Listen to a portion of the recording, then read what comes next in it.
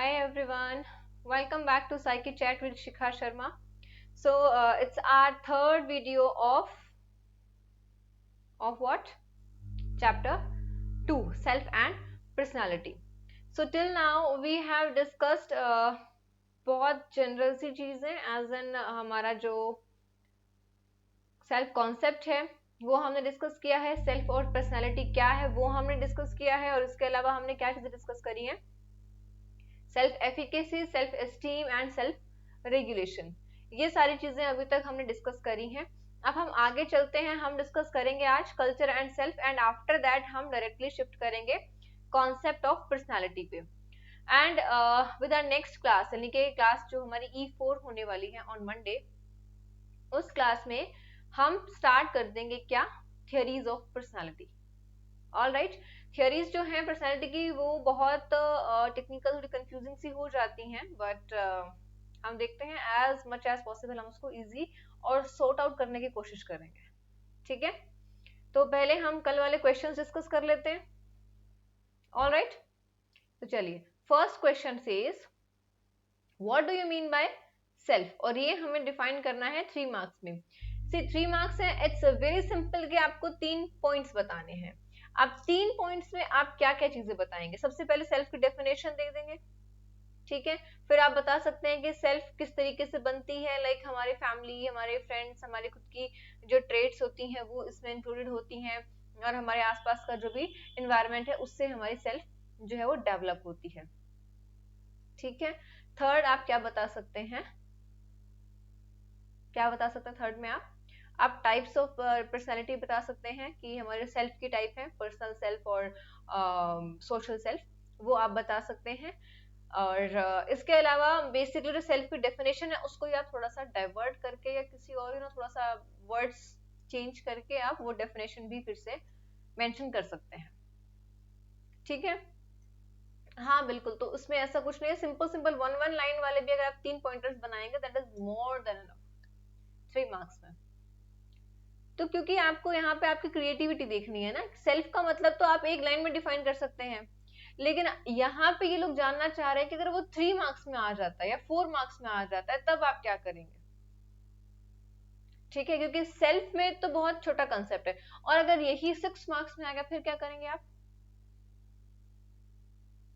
क्या एक्सप्लेन करेंगे? अगर यही सेम क्वेश्चन आ जाता है 6 मार्क्स में, व्हाट हैपेंड टू इट? ठीक है, 6 मार्क्स में अगर ये आ जाता है then what you will be explaining? तब आप यहाँ पे self efficacy, self esteem, self regulation, तीनों चीजें एक्सप्लेन करेंगे 6 मार्क्स में। ठीक है, सेल्फ एस्टीम,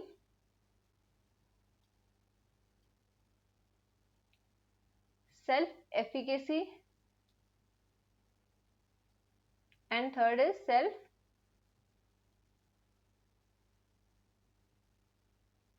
सेल्फ रेगुलेशन। तो ये तीनों चीजें आप इसमें एक्सप्लेन कर देंगे if the same question comes in 6 marks. All right, चलिए नेक्स्ट हम देखते हैं, state the difference between self efficacy and self esteem. दोनों में डिफरेंस बताना है 4 मार्क्स। तो 2 पॉइंट आप सेल्फ एफिकेसी के डिफाइन करिए, 2 पॉइंट आप सेल्फ एस्टीम के डिफाइन करिए। आप 2 पॉइंट में हम क्या क्या डिफाइन कर सकते हैं? तो first point will be definition, दोनों में ही, और सेकेंड पॉइंट विल बी कि अगर हाई और लो लेवल ऑफ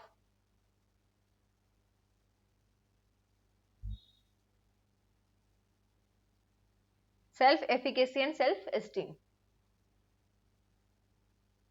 ठीक है, ये आप यहाँ पे डिफाइन कर देंगे। अगर सेल्फ एफिकेसी का हाई लेवल है तो क्या कैरेक्टरिस्टिक्स होती है इंडिविजुअल की, अगर लेवल लो है तो उसकी क्या कैरेक्टरिस्टिक्स होती हैं। इस तरीके से करके आप 4 मार्क्स में इस क्वेश्चन को बहुत अच्छे से डिफाइन कर सकते हैं, और आपके फुल 4 आउट ऑफ 4 मार्क्स, तो इसमें कोई भी इसमें डाउट नहीं है। ओके, चलिए नेक्स्ट, चलिए अब हम यहाँ बात कर रहे हैं कल्चर की और सेल्फ की। सो हमारा जो कल्चर है और जो सेल्फ है वो किस तरीके से रिलेटेड है, या क्या कल्चर का रोल है सेल्फ के डेवलप होने में। सी कल्चर से हमारा मतलब है कि हम किस तरह के माहौल में रहते हैं। It's very simple. अगर मैं बात करूं किसके बारे में बात कर रहे हैं, हम बात करते हैं कास्टिज्म को लेकर। हमारे इंडिया में कास्टिज्म चलता है, और जो छोटे शहर या गांव है, टाउन्स है, वहां पे ये बहुत ज्यादा है, अभी भी है प्रिवेलिंग। ठीक है। और अगर मैं गलत नहीं हूं तो फिर आजकल की जो जनरेशन है, मीन्स न्यू जनरेशन के जो लोग हैं, वो फिर भी कम कर रहे हैं। लेकिन जो हमारे पेरेंट्स हैं, ग्रैंड पेरेंट्स हैं, उनके माइंड में ये कास्ट वाली चीजें अभी भी बहुत ज्यादा हैं। लेकिन वहीं पे अगर आप बिग सिटीज में अगर आप देखें, like Delhi, Chandigarh, metropolitan cities में देखें, या जो बहुत अच्छे सिटीज में काउंट होती हैं, डेवलप्ड सिटीज में काउंट होती हैं, वहां पे जो ये कास्ट का सिस्टम है, ये कंपैरेटिवली बहुत बहुत बहुत कम है। और वहां पे भी अगर कुछ लोग करते हैं तो उसमें भी हम कह सकते हैं कि थोड़ा एज स्पेसिफिक है। तो वो कल्चर टू कल्चर चीजें डिफर कर रही हैं। सेम कंट्री में या सेम अगर आप आसपास में बात करें कि दिल्ली में चले जाएं या बहादुरगढ़ में चले जाएं, तो बहादुरगढ़ और दिल्ली या थोड़ा सा और आगे आ जाए रोहतक, तो बहुत ज्यादा डिफरेंस नहीं है उसमें, है ना। लेकिन आप उसके आसपास के एरियाज में देखेंगे तो वो चीजें बिल्कुल डिफरेंट हो जाती हैं। वो बिल्कुल हेड और टेल्स वाली चीज है कि एक साइड आप कुछ और देख रहे हैं और नेक्स्ट साइड आप कुछ और ही देख रहे हैं। सो वो वाली चीजें हैं, अभी भी कल्चर में बहुत डिफरेंसेस आ जाते हैं। अब जो बच्चा, जो इंडिविजुअल मेट्रोपॉलिटन सिटीज में रहा है, उसका नेचर कैसा होगा, उसकी सेल्फ किस तरीके से डेवलप होगी, और वहीं पे जो इंडिविजुअल एक गांव से बिलोंग करता है, विलेज से बिलोंग करता है, तो उसकी सेल्फ किस तरीके से डेवलप होगी। कल्चर का इन्फ्लुएंस तो ऑफ कोर्स है ना, हमारे सेल्फ में पड़ता है ना। तो यहाँ पे हम एक इंडियन कॉन्टेक्स्ट की बात करेंगे और दूसरा हम बात करेंगे वेस्टर्न कॉन्टेक्स्ट की, to make it this concept understand in a more better way, right. So Indian context में क्या होता है, इंडियन कॉन्टेक्स्ट में हमारी जो बाउंड्रीज हैं सेल्फ की और अदर्स की, ये हम हैं और ये दूसरे की बाउंड्री है। ये कोई बाउंड्री डिफाइंड नहीं है, वो मिक्स्ड रहती है। मिक्स्ड इन द सेंस कि आपके बारे में अगर आप ऑटो में कहीं पे जा रहे हैं तो लोग आपकी सैलरी पूछ लेते हैं आपसे बहुत नॉर्मली, कहाँ जॉब करती हो, क्या करती हो, कहाँ से हो, कितना कमा लेते हो, पूछ लेते हैं, कोई बहुत बड़ी चीज नहीं है। And we even we also don't take it very seriously, यार पूछ लेते हैं, कोई बात नहीं, doesn't matter at all. But in western cultures we can not ask, they used to stay quite, कि कोई भी है, किधर से भी है, doesn't matter. They even don't know उनके नेबर में कौन रहता है, इफ दे नो। तो हमारे यहाँ होता है ना कि हमें अगर चीनी खत्म हो गया तो रात को हम 10 बजे चले जाते हैं, चीनी दे थोड़ी सी, हमारी खत्म हो गई है। वेस्टर्न कल्चर में it is completely prohibited, you can not ask. तो वो वहां पे उनकी बाउंड्रीज हैं, they can not cross the boundaries. वो किसी के घर तभी जाएंगे जब वो इनवाइट कर रहे हैं। हमारे यहाँ क्या होता है, सुबह शाम आंटियां आके बैठ जाती हैं घर पे, मतलब होता है कई सारी जगह पे ऐसा होता है, मेरे को लाइक जहां मैं रहती हूँ वहां तो बहुत होता है। So it is very much common and very much normal. तो ये बाउंड्रीज का फर्स्ट एक पॉइंट हो गया। इसके आगे एक दो दो डायकोटमीज हैं, दो तरीके की विचारधाराएं हैं कि ये मैं हूँ, मेरा व्यू पॉइंट वेरी मच ये है और इस तरीके से आई am very much clear in my view points, और ये दूसरे की सोच है जिससे मुझे कोई मतलब नहीं है। ये वेस्टर्न कल्चर में डिफाइन होती हैं ये चीजें, लेकिन इंडियन कल्चर में ये चीजें एक्सेप्टेबल नहीं है। आप दूसरों तक तो मत ही जाइए, आप पड़ोसियों तक तो क्या ही जाएंगे, आप अपने पेरेंट्स से बहस नहीं कर सकते हैं, they are your parents, you need to accept that and you need to respect them। ये हमारा कल्चर है, this is our beauty of the culture, right.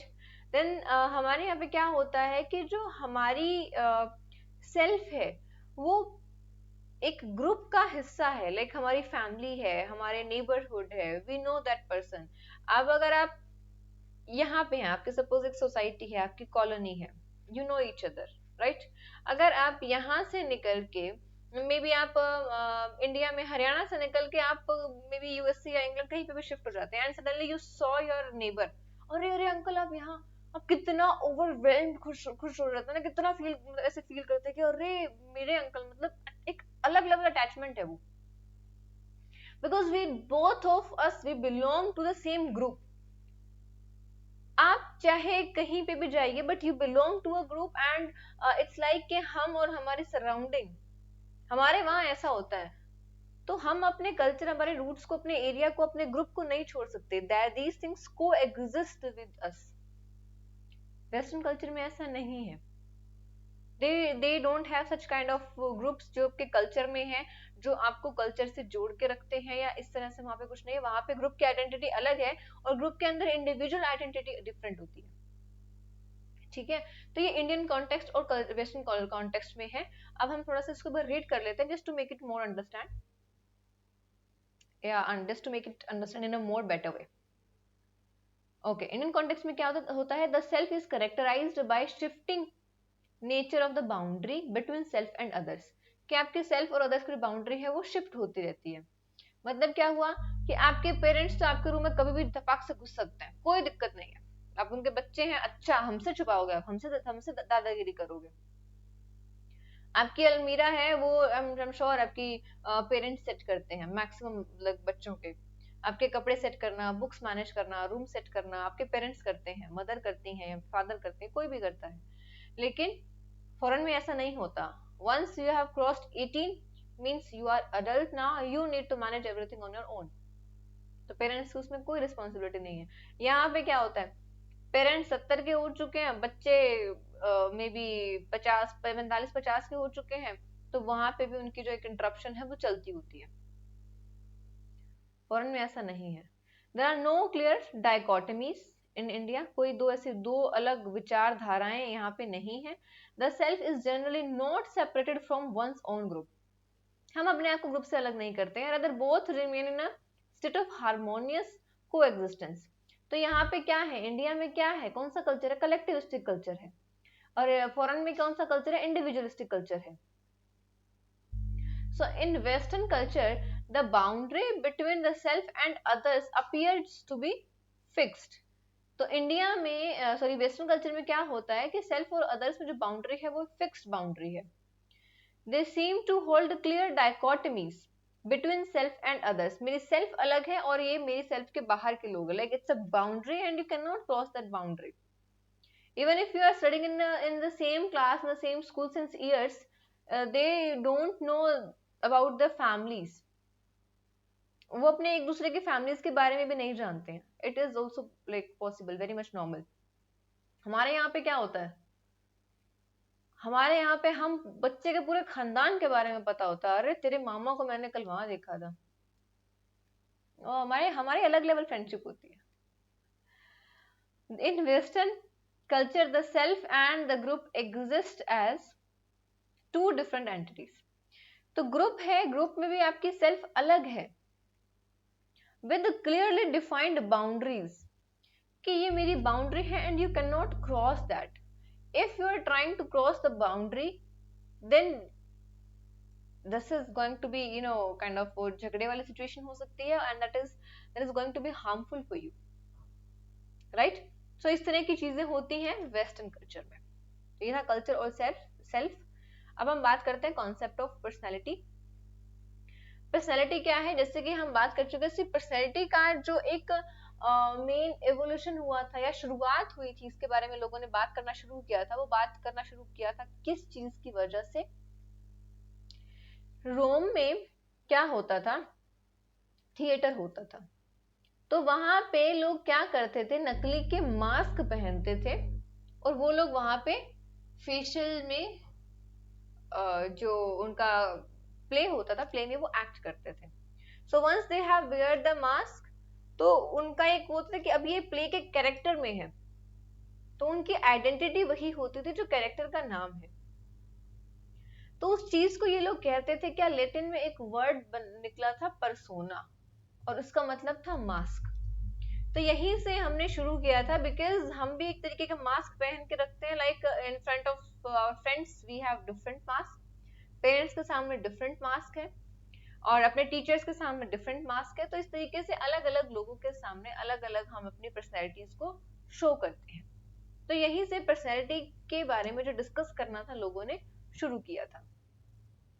Psychologically हम कैसे डिफाइन करते हैं पर्सनालिटी को, refers to our characteristic way of responding to individuals और situations, characteristic वो पर्टिकुलर वे जिससे हम जनरली रिस्पॉन्ड करते हैं टूवर्ड्स द इंडिविजुअल्स और situations. People can easily describe the way in which they respond to a various situation. हम define कर सकते हैं ना, हम जनरली कह सकते हैं कि मुझे ये चीजें पसंद नहीं है, I am very much angry with this. So हम वो क्या कर रहे हैं, हम अपनी पर्सनैलिटी को डिफाइन कर रहे हैं, अपने जो कैरेक्टरिस्टिक्स हैं उनको डिफाइन कर रहे हैं. So personality refers to unique and relatively stable qualities. अलग है, यूनिक है अपने आप में, लाइक मेरी अलग क्वालिटीज हैं, आपकी अलग क्वालिटीज हैं in that way, and relatively stable. तो वो स्टेबल कैरेक्टरिस्टिक्स जो जल्दी से चेंज नहीं होती हैं, स्टेबल है तो ऑफकोर्स चेंज नहीं होंगी, तो स्टेबल क्वालिटीज को हम पर्सनैलिटी कहते हैं. That characterize an individuals behaviour across different situations over a period of time. Maximum time पे मैक्सिमम सिचुएशंस में जो स्टेबल क्वालिटीज एक इंडिविजुअल शो करता है वही उसकी पर्सनैलिटी को डिफाइन करती है. Got it? Consistency in behavior, thought and emotion of an individual across situations and across time periods characterizes his or her personality. तो consistency होना बहुत जरूरी है एक चीज में, एक situation में. एक जैसा behavior, एक जैसे thought, एक जैसे emotions. यानी कि if अगर आपको वही चीज है कि अगर आपको एक बार डिस्टर्ब कर रही है, आपको इमोशनल बना रही है, आपकी इमोशंस जाग रहे हैं किसी एक चीज से, तो वैसी सेम सिचुएशन में भी आपके इमोशंस जागने चाहिए.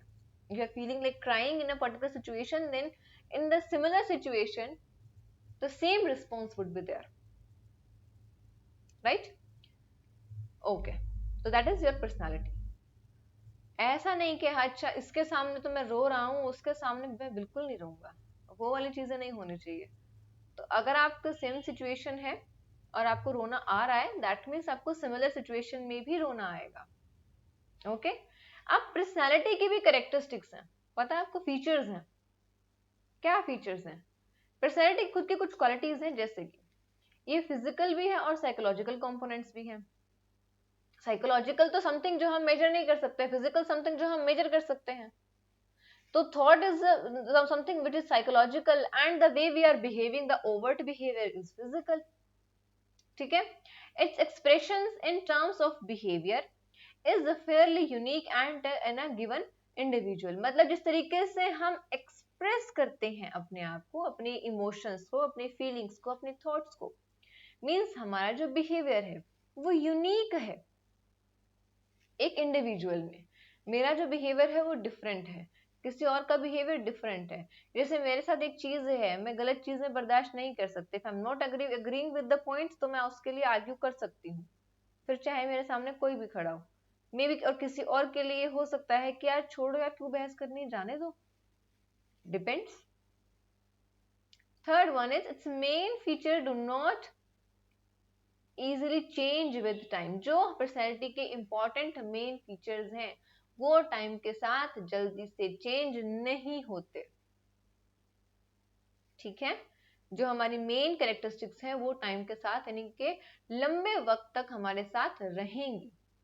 The fourth one is it is dynamic in the sense that some of its features may change due to internal or external situational demands.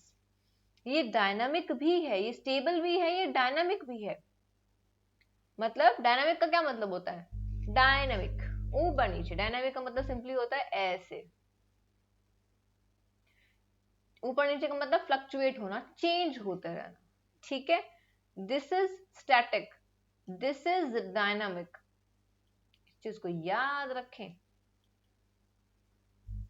So it is dynamic in the sense that मतलब dynamic भी है कि change के according, situation के according, और जो हमारी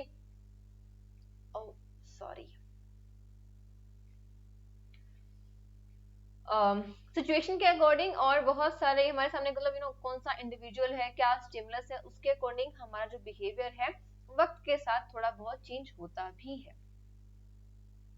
जैसे आप बच्चे से आप बहुत जिद्दी हो सकते थे, आप जिद कर भी सकते थे और आपका वो बिहेवियर एक्सेप्टेबल भी था. क्या अब आपकी जिद्दी एक्सेप्टेबल है? नहीं. पेरेंट्स या तो आपको दो थप्पड़ लगाएंगे, थप्पड़ नहीं लगाएंगे क्योंकि आप ग्रो अप हो चुके हैं, तो आपको बहुत जबरदस्त डांट पड़ेगी. आप खाना छोड़ देंगे तो दे आर लाइक कि छोड़ दो खाना, कब तक छोड़ोगे? तो वो चीजें ऑफ कोर्स उसके बाद क्या करेंगे आप जिद करना छोड़ देंगे, पता है कोई वैल्यू तो है नहीं। तो वहां पे क्या है, इस चीज को बोलते हैं डायनामिक। ठीक है, चले ओके ये कुछ टर्म्स हैं, वहां पे आपकी बुक में ना आप देखेंगे बॉक्स दिया हुआ है पर्सनैलिटी रिलेटेड टर्म्स का, क्योंकि हम जब आगे चैप्टर को रीड करेंगे तो ये जो टर्म्स है ये बहुत बार यूज होंगी, so you need to explain that.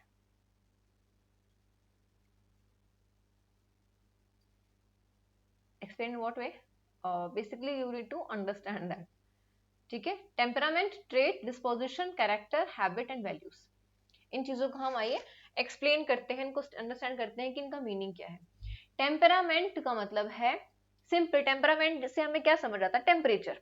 Temperature किसका? बॉडी का? नहीं, दिमाग का, माइंड का टेम्परेचर, यानी कि आपके अंदर कितना गुस्सा है, कैसे है। अब गुस्से को आप क्या कहेंगे? Anger? No, way of reacting. गुस्सा हो या शांत हो तो way of reacting. So temperament के साथ एक इंपॉर्टेंट चीज क्या है, ये बायोलॉजिकली बेस्ड है। जैसे हम जिस चीज को बोल देते हैं ना कि ये तो अपने बाप पे गई है या बाप पे गया है, बाप में गुस्सा है तो बेटी में भी गुस्सा है, तो ये वो चीजें हैं बायोलॉजिकली हमने वो चीजें अपने फादर से कैरी फॉरवर्ड करी है, तो that is biologically based characteristic way of reacting. ठीक है, वेरी सिंपल। इसको मैंने ब्रेक भी कर दिया, आप इसको में भी अंडरस्टैंड कर सकते हैं इजीली। Okay, trait. ट्रेट हम बोलते हैं ना कि हमारे साइकोलॉजिकल ट्रेट्स होती हैं, तो वो क्या होती हैं? Stable, over the period of time, एक जैसी है, persistent, again the same meaning, and specific way of behaving. तो जो वक्त के साथ स्टेबल है, परसिस्टेंट है एंड स्पेसिफिक है, SPS, stable, persistent and specific way of behaving. Disposition का सिंपल मतलब होता है something related to situation, so tendency of a person to react to a given situation in a particular way, कि आप एक particular situation से किस तरीके से डील कर रहे हैं, that is disposition. Then character, the overall pattern of regularly occurring behaviour, वो पैटर्न जो अक्सर होता है वो आपका कैरेक्टर बन जाता है। ठीक है, सपोज एग्जाम्पल लेते हैं कि आपने अपने किसी दिन आपने अपने फादर साहब के साथ कोई बदतमीजी कर दी या कोई उल्टा जवाब दे दिया और मम्मी ने लगाया खींच के जबरदस्त चांटा, इतना बड़ा हो गया तू ऐसे बात करेगा? यू आर लाइक, अरे तुम्हारी लड़ाई हो रही थी, मैं तुम्हारी साइड ली है, मम्मी तुम मुझे डांट रही हो। एंड फिर एक और तमाचा, बोले मेरी और तेरे पापा की लड़ाई थी, तू बीच में क्यों बोला? ये हर घर की कहानी, not a big deal, take it easy. अब यहाँ पे आपका दो तरीके से रिस्पॉन्स हो सकता है, या तो आप यहीं पे रुक जाएंगे या फिर आप सेम बिहेवियर को रिपीट करेंगे। अगर आप यहीं पर रुक जाते हैं देन इट इज फाइन, वो एक सिचुएशन थी, डिस्पोजिशन थी। ठीक है, आपने एक तरीके से बिहेव किया तो वो सिचुएशन थी। अगर आप इस बिहेवियर को रिपीट कर रहे हैं, बार बार रिपीट कर रहे हैं, दैट बिकम्स योर कैरेक्टर। ठीक है, तो वो क्या हो जाएगा? आपका कैरेक्टर हो जाएगा। Got it?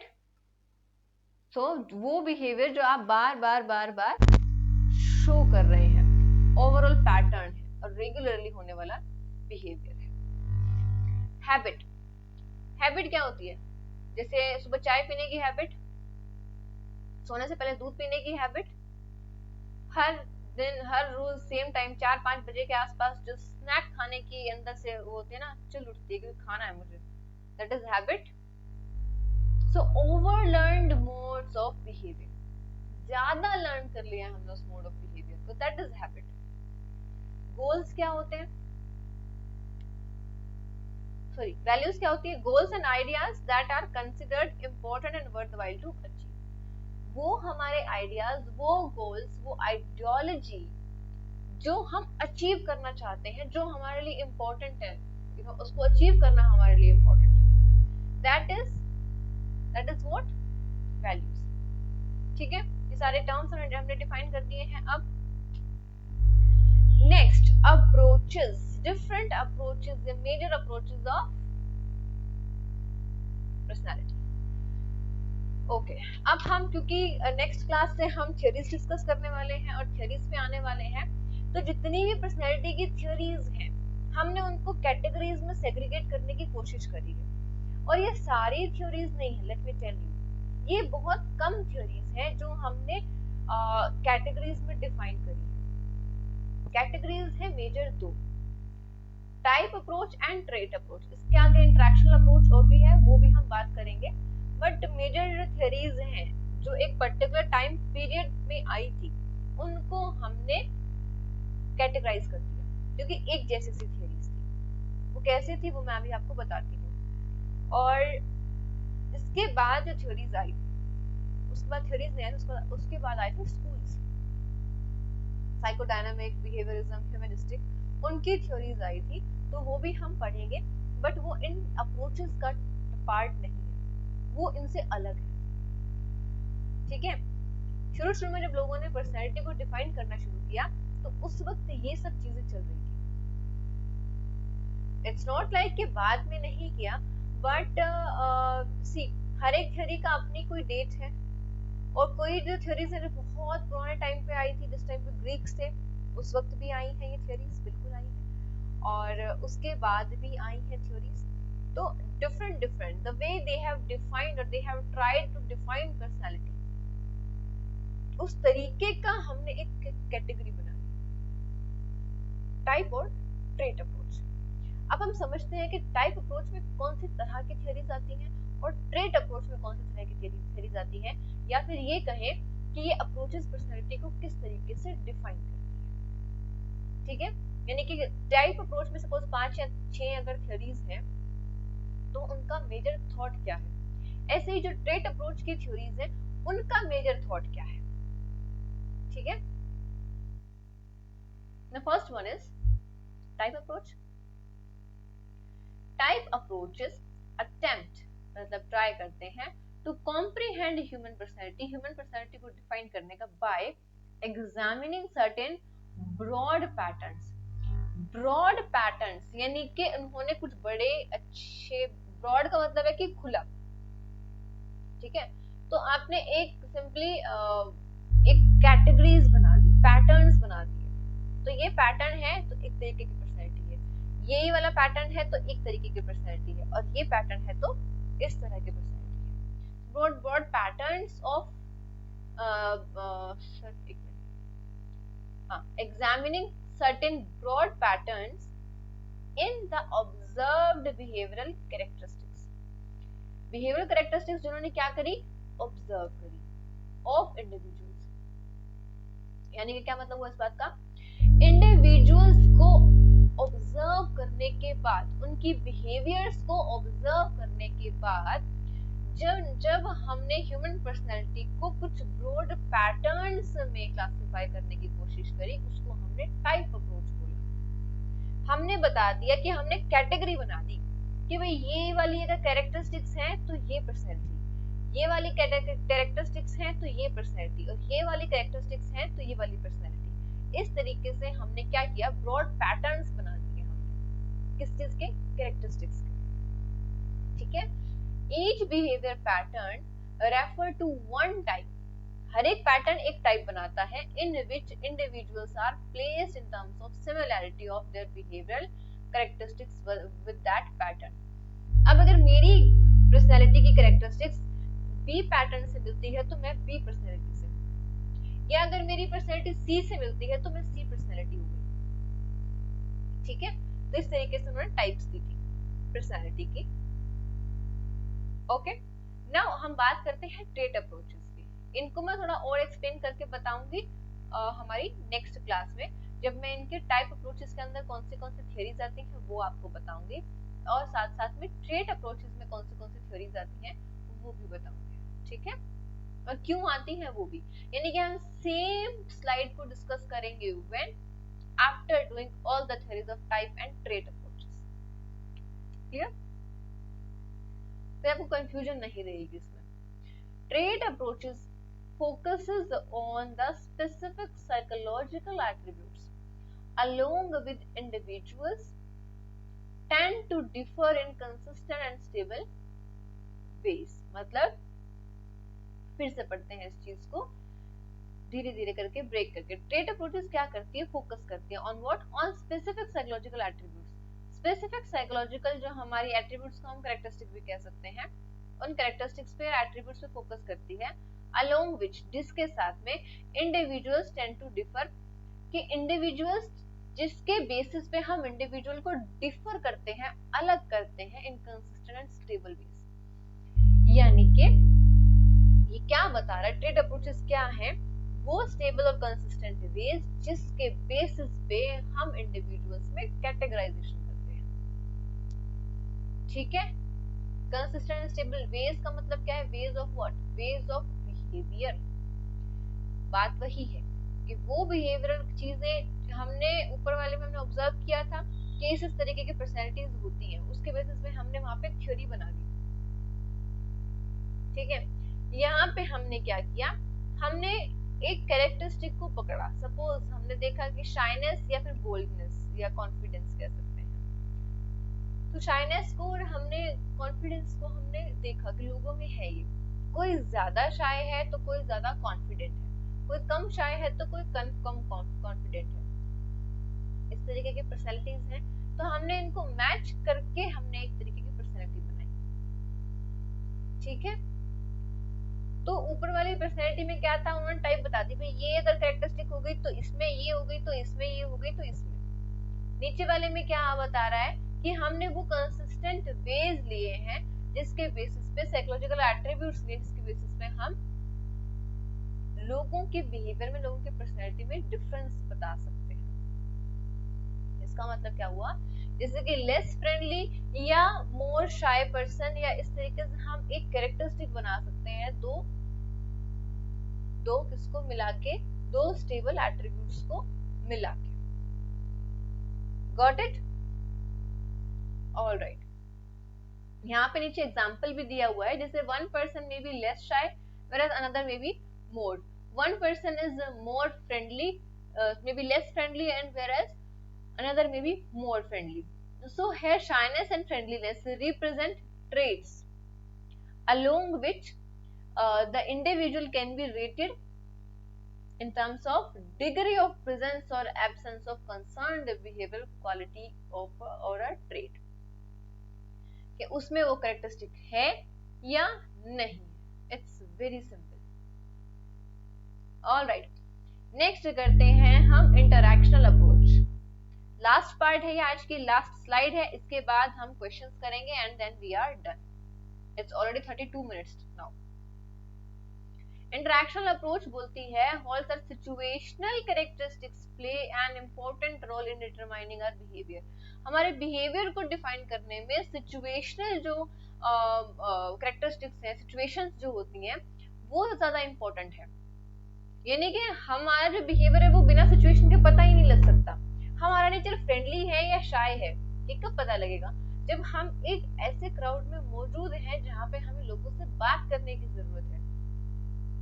whether I'm feeling anxious or not, वो तभी पता लगेगा ना जब मैं उस क्राउड में जाके लोगों से बात करना शुरू करूंगी। am I comfortable talking to others or not, या मुझे एग्जाम एंजाइटी है या फिर नहीं है, ये तो मुझे तभी पता लगेगा ना जब मैं एग्जाम्स में किसी प्रिपरेशन करूंगी, एग्जाम में अपीयर होंगी। अगर मुझे अपीयर ही नहीं होंगी मैं किसी एग्जाम के लिए, तो how would I know, right. तो सिचुएशन होती है तभी हमारे कैरेक्टरिस्टिक्स का पता लगता है। ये इंटरैक्शनल अप्रोच ये बोलती है।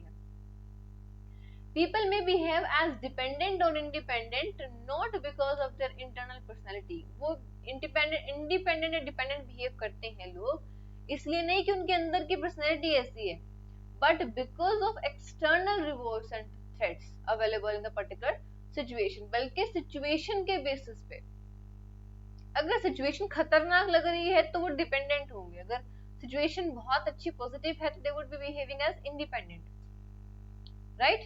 The gross situational consistency of traits is found to be quite low. So gross situational consistency of traits is found to be quite low. मतलब अलग अलग सिचुएशन में सेम तरीके का बिहेवियर हमें देखने को नहीं मिलता, हम सिचुएशन के अकॉर्डिंग ही बिहेव करते हैं। This is what interactional approach used to say. Next, okay. these are the two questions जो हमें डिस्कस करने हैं, हमें बताना है कब, नेक्स्ट क्लास में। Define the relationship between culture and self, इसमें क्या रिलेशन है ये हमें बताना है इन 4 marks. Second is what is personality and explain it's characteristics, personality क्या है, उसकी कैरेक्टरिस्टिक्स क्या है, ये हमें बताना है 3 मार्क्स में। तो कैसे बता सकते हैं आप, या तो आप कमेंट्स कर सकते हैं, ये यहाँ पे 2M है, ये ना पेन बहुत गंदा है, मेरी इससे ना बहुत ही गंदी हैंडराइटिंग आती है, बाय गॉड। चलो मैं इसको इरेज कर देती हूँ, मुझे नहीं ओके। या फिर आप टेलीग्राम पे मैसेज कर सकते हैं। साइकी चैट विद शिखा, इसका लिंक आपके डिस्क्रिप्शन में गिवन है, चैनल के डिस्क्रिप्शन में, तो आप वहां से लिंक चेक कर सकते हैं, ज्वाइन करिए चैनल। कोई डाउट्स हैं तो प्लीज बताइए, so that I would be able to clear those doubts. और यस, अगर आपकी कोई पर्सनल प्रॉब्लम्स भी हैं तब भी आप मेरे साथ वो भी शेयर कर सकते हैं ऑन टेलीग्राम। टेलीग्राम पे आपको सबको चैनल पे शेयर नहीं करना है, send me a text personally, ठीक है। So I hope I would be able to help you out and guide you and whatever you're being through. All right, that's it for today. So do read the chapter. I hope आप साथ साथ read कर रहे हैं। See, अगर आपको CUET के exam देना है for psychology, then these videos are must. I'm telling you, I'm not missing any point. मैं पूरी वीडियो में से, पूरे चैप्टर में से कोई भी पॉइंट ऐसा मिस नहीं कर रही हूँ जहाँ से क्वेश्चन बन सकता है और मैंने एक्सप्लेन ना किया हो, ठीक है। अभी CUET का एग्जाम थोड़ा दूर है तो मैं चैप्टर में ऐसी चीजें डिस्कस नहीं कर रही हूँ अभी कि ऐसे क्वेश्चन आ सकते हैं, वैसे क्वेश्चन आ सकते हैं। अब जैसे फॉर एग्जांपल हमने टाइप और ट्रेट अप्रोच ही डिस्कस किया आज। अब टाइप अप्रोच में क्या कौन सी थियरीज हैं, ट्रेट अप्रोच में कौन सी थियरीज हैं, इसको लेके भी क्वेश्चन आ सकता है, या इनकी डेफिनेशन को लेके भी क्वेश्चन आ सकता है। तो बहुत बेसिक बेसिक मैं यहाँ पे एनसीईआरटी की लैंग्वेज को चेंज नहीं कर रही हूँ, मैक्सिमम वर्डिंग आपको एनसीईआरटी की सेम मिलेगी। वो इसीलिए है क्योंकि whenever you would be watching these videos तो कहीं ना कहीं आपकी CUET की प्रिपरेशन भी हो रही है, ठीक है। सो CUET के बारे में, आपके सिलेबस के बारे में मुझे आपसे बात करनी है, तो हम देखते हैं very soon I will be taking one more orientation class और काइंड ऑफ देखते हैं किस तरीके से आपको प्रिपेयर करना चाहिए, क्या करना चाहिए। तो उसके लिए सजेशंस के regarding one more class I will be launching very soon, so maybe next week. So till then आप पढ़ाई करिए और फोकस करिए, जब तक हो सकता है हमारे 2 चैप्टर्स कंप्लीट हो जाए, लाइक सेकंड चैप्टर भी हमारा मे बी कंप्लीट हो जाए। So will see that. Alright, चलिए ठीक है, आज के लिए इतना ही, हम मिलते हैं वापस ऑन मंडे, ठीक है। Alright, and yes please do like, subscribe and share the channel. If you have doubts then please let me know, only then I'll be able to help you out. Okay.